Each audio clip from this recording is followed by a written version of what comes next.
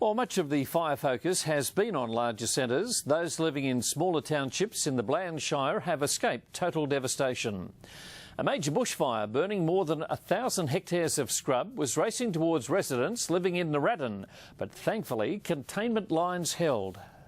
From the air, the smouldering hills shows the serious situation. More than 1,000 hectares of bushland burnt out. For everyone involved, it's been 2 days of anxiety and uncertainty. When the wind picks up and we see the smoke in the sky, especially when it's really thick, we were really concerned. It's always scary when you see a bit of smoke and a bit of fire everywhere. Mother Nature, though, finally heard their cries. The cool change came through last night, so we were pretty happy, and the containment lines held very well. Craig owns a property that borders the fire front and was busy assisting RFS crews battling the blaze well into the night. He was almost certain he'd lose the lot. We got a fair bit of timber on our place, so it would have come through pretty much all the way up to the house. Back in the township, just 5 kilometres from the front, residents like Crystal were frantic. She was sent an emergency notice late yesterday to pack her prized belongings, with a 10-minute evacuation warning likely to follow. Packing medications, things that we really get, the essentials that we are definitely going to need. Quite a nervous time then. Yeah, really scary.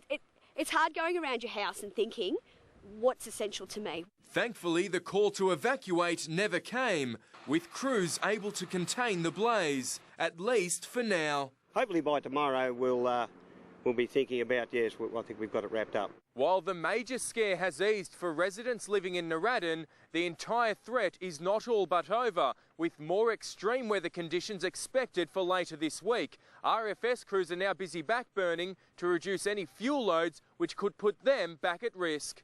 With the weather conditions over the next 5 or 6 days, it could always flare up again. For now, Narradin residents are praising emergency services for their assistance. Dean Foscarini, Win News. Most of the state's national parks have been reopened despite extreme conditions across the state. New South Wales National Parks and Wildlife has advised visitors to choose their destinations carefully and come prepared for hot weather. Some parks in the west of the state will remain closed until further notice because of the high fire danger. Those intending to visit national parks are advised to stay up to date with the extreme weather by checking websites and media updates. The RFS has declared a total fire ban across the state. The Bogan Gate fire, which started yesterday adjacent to a railway line, has burnt out more than 160 hectares. One shed has been lost, although no houses have been threatened. Conditions improved today and the fire is now contained, although dangerous conditions are expected over the weekend and again on Monday.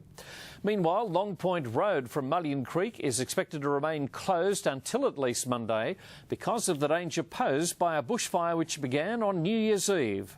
Although the blaze is now under control, the Rural Fire Service has asked Cabonne Shire Council to keep the road closed to the public. The action was taken because of the potential for the fire to reignite under extreme weather conditions. Dubbo Council staff have offered their services to the Rural Fire Service if a blaze breaks out. An initiative known as Operation Section 44 is now underway in the Orana region. During times of natural disaster is when communities like Dubbo really come together. Staff at Dubbo Council has offered its services to the Orana Rural Fire Service.